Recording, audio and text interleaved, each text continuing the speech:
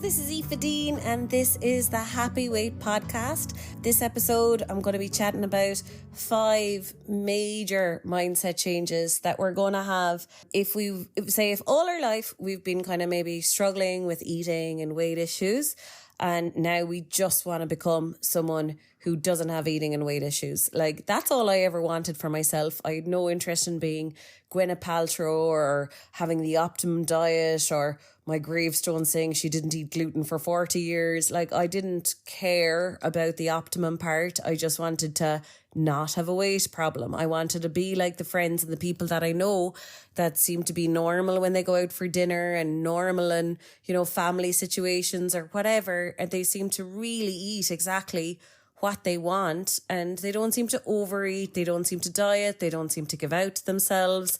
That was my goal, and thankfully I achieved it, and that's what I work in every day now. So 5 of the major changes. The first one is, right, I suppose the underlying theme and tone when we've struggled with eating and weight is that our body's out to get us. Our body's trying to make us fat. It's a little unfair on us that the efforts that we make are never lead to a fair result, that our body is trying to block us. And now I suppose the biggest, nicest bit of news that you could get is when you realize that, what if it's the opposite? What if your body is trying to make you slim? It's trying so hard to make you a healthy weight, and you keep fighting it with every signal.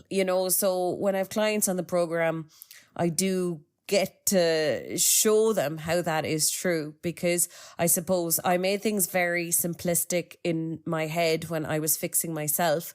And I was like, okay, what if every time I eat a food and my taste buds are like, this isn't it. This is not exciting. I would kind of interpret that as my body being like, why are you making me eat this? Like, why are you making me process and store this? Like, I'm not telling you that it's nice. I'm not encouraging this. This is not my choice, my choosing. This is yours.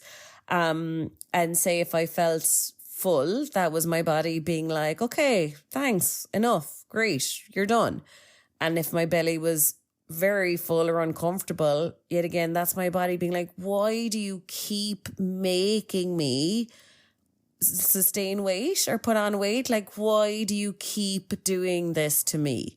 So I think when you start seeing it like that, first of all, it eradicates any victim mentality. Like, when we start becoming very clear of when our taste signals are saying, nah, this isn't for me. And when our belly is like, nah, that was not the right amount of food or the right type of food or whatever.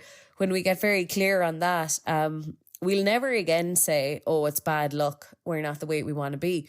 Because actually, once you start listening to your signals, you'll be like, it's a miracle I'm not way heavier. Like, considering how often actually my belly is like, yeah, you can stop here. And I don't stop here. I keep going or whatever, or times that stuff has been tasting nice, so we edit anyways. Like, it just makes you very clear that, like, nah, I can't pretend my body is behind my weight. Like, I can't pretend it's my body making me overeat, because there are some very clear signals and some very clear slap on the wrists. Like, basically, if you've ever felt very uncomfortable after food, or if it's quite often that you feel uncomfortable after food, or too full, or food tastes bland and boring to you and you can't get your fix, you can't get your high, that's all your body deterring you from eating. Like, it really does not want it. And the more often we feel uncomfortable, that's our body being like, I'm really not built for this. Like, this level of eating, I'm really not built for it. So that can be a tough pill to swallow. And I was just saying to a client there actually that, like, we have to realize as well, your brain and your mind will fight tooth and nail to be right. Your brain actually cares more about being right than being happy. And so if being happy is us being in a cooler place with food, eating in a really nice way, making nice memories, putting nice feelings in our belly, going to bed feeling nice, waking up hungry for breakfast, or in general having more hunger and more taste for meals. If all of that is happiness and our clothes being looser and stuff like that, well, our brain doesn't care about that. Our brain works harder on trying to make sure that you keep believing the same story you've believed for the last 20 years or whatever. So we have to kind of be clear that, okay, right, if I'm to be happy, if I'm now someone who moves from identifying myself as broken when it comes to food and having a weight issue and having issues with food, and if I'm moving from that identity to becoming someone who has no eating and weight issues, I would have to be wrong about everything I've been telling myself. So that I have a low metabolism, that I'm greedy, that I have an issue with chocolate, that like whatever those old stories, old beliefs, old hypnosis that we have, we'd have to literally disprove now every single one of those. And that's why change is hard, because our mind wants to be right.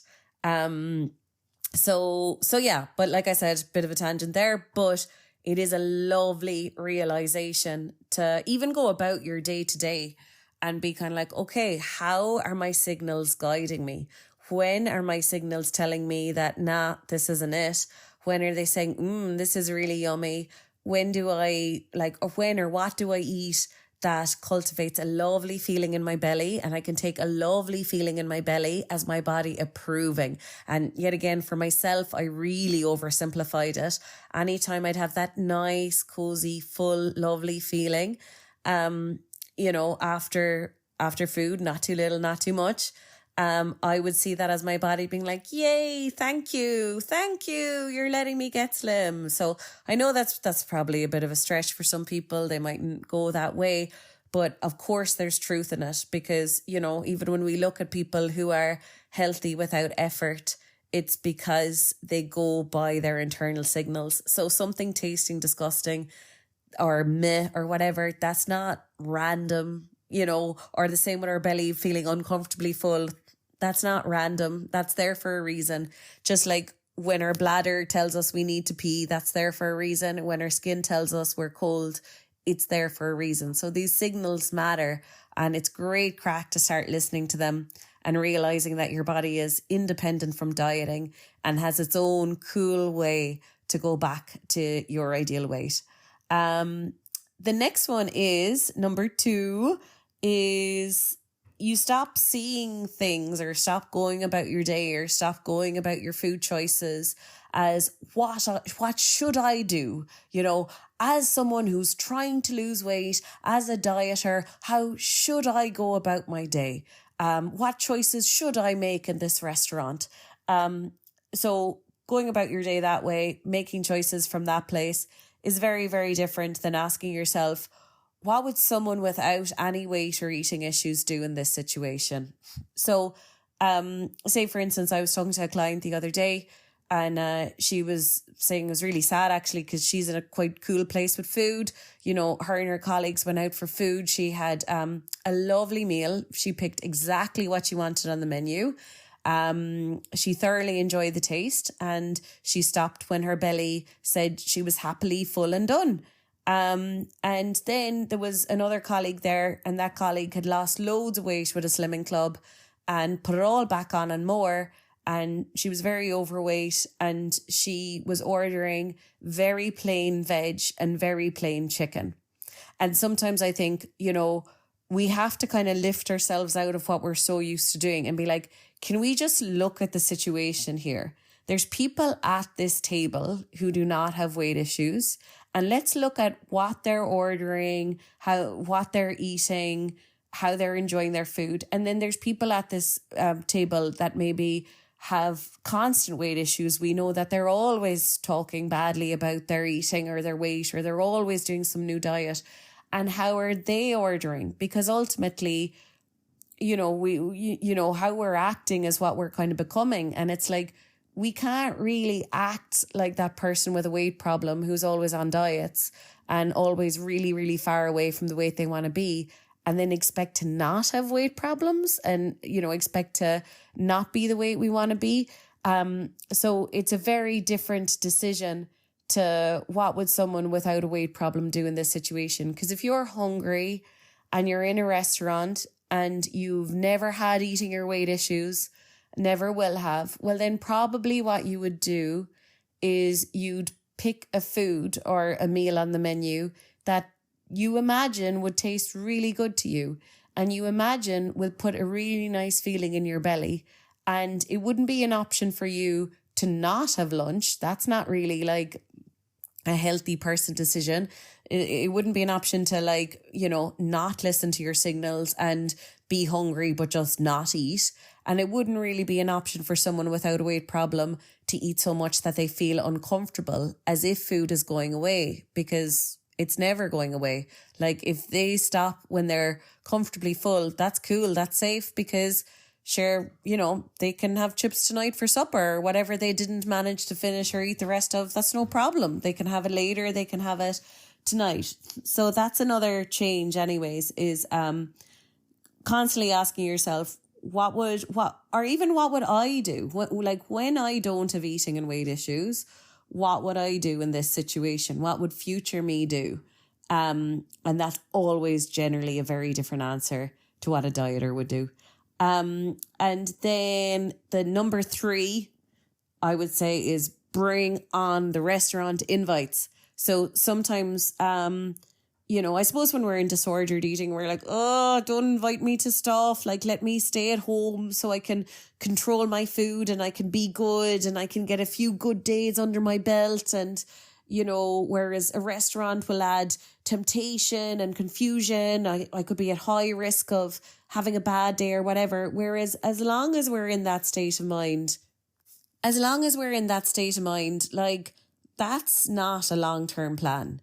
Like, eating with that kind of attitude or having that kind of fear relationship with food and weight, like, that has to be solved if we want to get to a healthy place with eating and weight long term. So what I would be telling my clients is like, you know, they'd be like, oh God, I'm eating out 3 times this week. I'm like, brilliant, bring it on. Like, we need the practice. We need to realize that restaurant food, just like any other food, please God, is not going anywhere.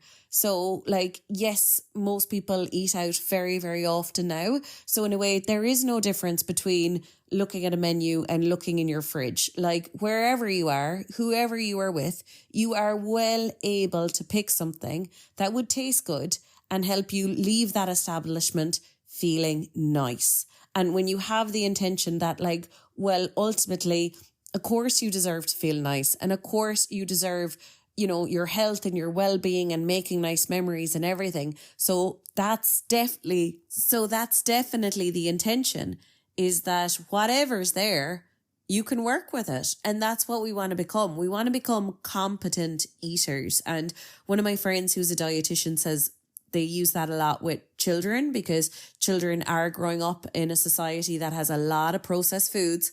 So restriction is not an option. If you restrict foods from someone, all you're doing is definitely creating eating issues for them. And I'm not saying stuff your kids with sweets, and I'm not a pediatric dietitian, so I'm not going to comment on any of that in general.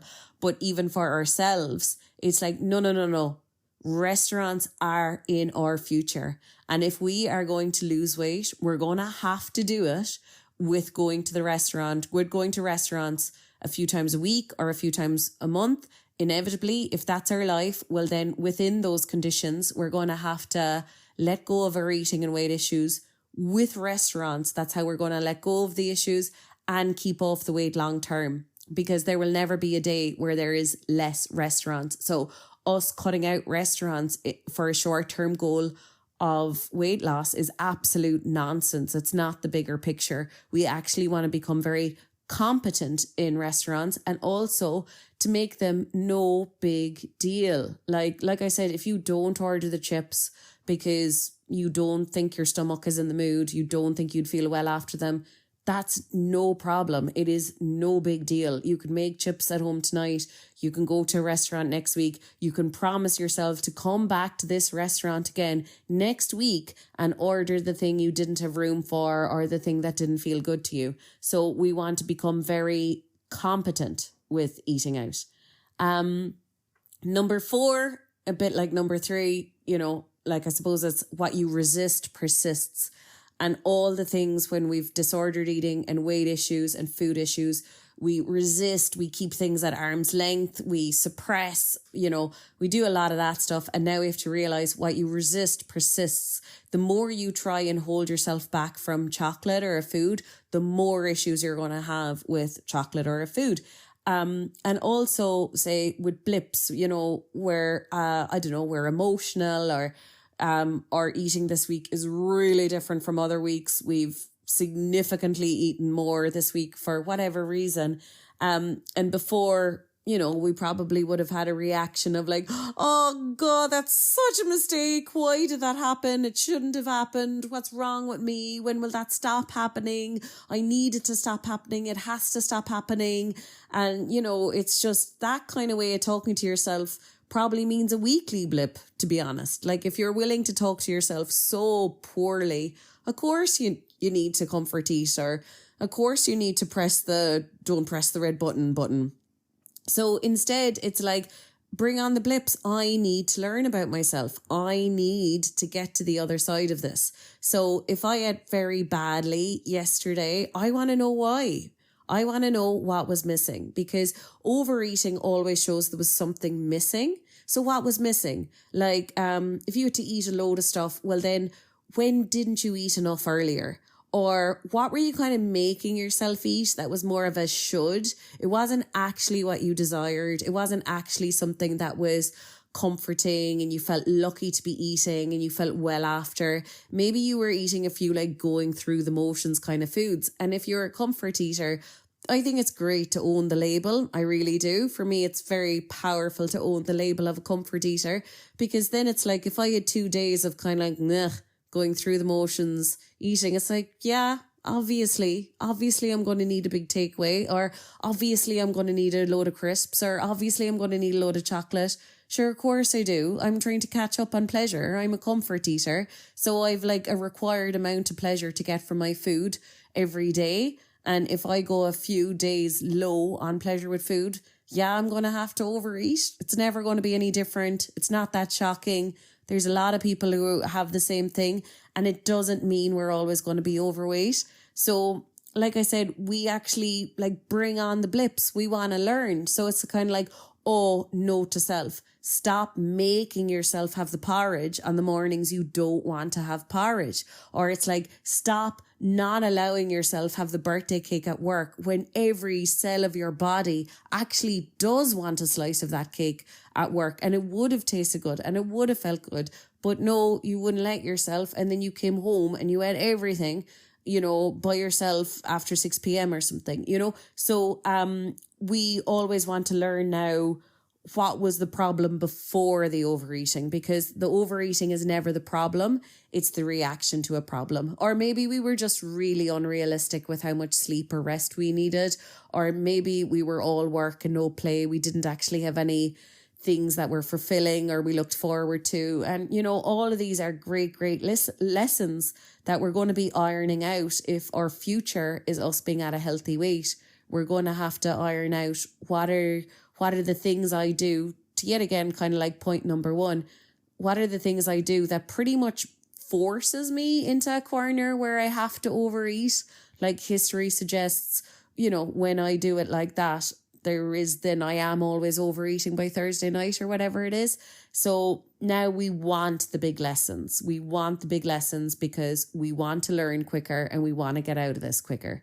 And then number 5, I suppose we move from I'm going to be good tomorrow. So that's a typical dieter statement, like the best, like, I'm going to be better soon. Like, this week wasn't good enough. My eating wasn't good enough. My exercise wasn't good enough. But next week, my eating will be good enough and my exercise will be good enough. So there's 2 major changes there. First of all, we have to make whatever this week was, it was good enough, right? It was good enough, because it's all about how you choose to see things.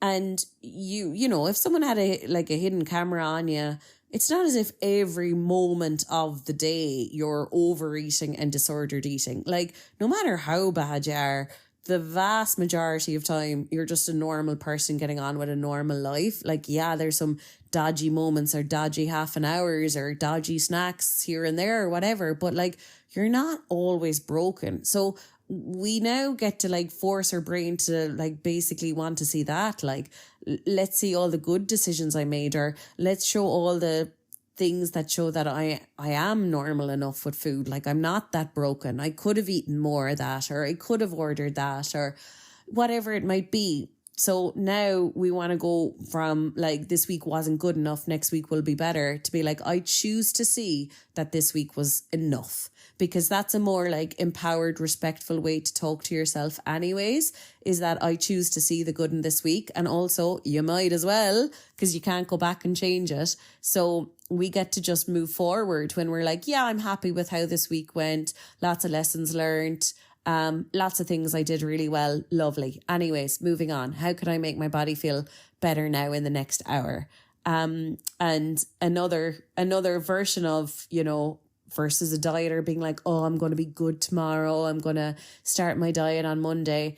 I suppose what I notice with my clients when they're in a really good place is it's kind of the opposite in terms of like, rather than they're going to stuff their faces now because they're going to be good later, it's actually the opposite. It's like, oh no, like, as in, my partner's making me a gorgeous dinner tonight and I really want to be hungry for it. I want it to be like the main event of my day. I want like all my tummy space to be free for that dinner, because there's literally nothing on offer today that would be as nice as what I'm going to have later. And every day goes like that. So a dieter would be like, you know, okay, I'm going to eat loads now tonight, Friday night or whatever. And then I'll wake up and I'll go to the gym and I'll go for a walk and I'll be good. And oh my God, this is bringing me back to myself and not good memories. But yeah, we'd go about it like that, I suppose. And then go to bed full as a frog, feeling kind of manky, disgusting, waking up manky, disgusting. And inevitably our Saturday wouldn't go as planned, wouldn't be as low calorie as we had hoped, wouldn't be as much exercise as we'd hoped. Whereas now I look at it all a completely different way. It's like, yes, of course, Friday night Aoife deserves to have a lovely time, always. But Saturday morning Aoife deserves to have a lovely time as well. Like, Saturday morning Aoife deserves to have all of her available taste buds and dopamine and serotonin and, you know, all those reward signals in our brain that fire big time when we eat food and when we need food. So they only fire when we need food and we eat food. So, you know, that would be so unfair on Saturday mornings, Aoife, if she's waking up like gross and mank and already overfed. So her body is not promoting eating at all. It's actually deterring me from eating. Even the nicest things are tasting blah. Nothing's much fun. It's all just extra. It's all just like heaviness on top of heaviness. Like, ugh, like I don't deserve that. So it's kind of like I said, it's like, yeah, Friday night deserves to be lovely, but Saturday morning deserves to be lovely as well. So rather than I'm going to be good tomorrow, you know, and this is, again, us owning the fact, yeah, we are comfort eaters. Yes, we actually do need dopamine and serotonin and endorphins from lovely food every day. And it's such a lie to tell ourselves, I might not need comfort food tomorrow, or I'm going to be so good and low calorie tomorrow. Like, we've no idea what's going to go on tomorrow, and we've no idea what moods we're going to be in, what news we're going to get, etc. So it's like, one thing we can be sure of is that we will probably need to eat food that makes us feel comfortable tomorrow. So I think it's better owning that, you know, and yeah, realizing that we will need comfort food every day of our life. So rather than saying I'll be good tomorrow, it's like, no, I definitely will also need the drug from food tomorrow. So I don't want to eat so much now that I max out and don't get any drug tomorrow, because then I'll feel very crap. So yeah, hope that all makes sense. Sorry again for my cold. I'm having bad luck with colds. But yeah, hope you enjoyed this episode. You can go to my website, happyweight.ie, follow me on social media at happyweightaoife, and I'll speak to you soon again. Thank you so much.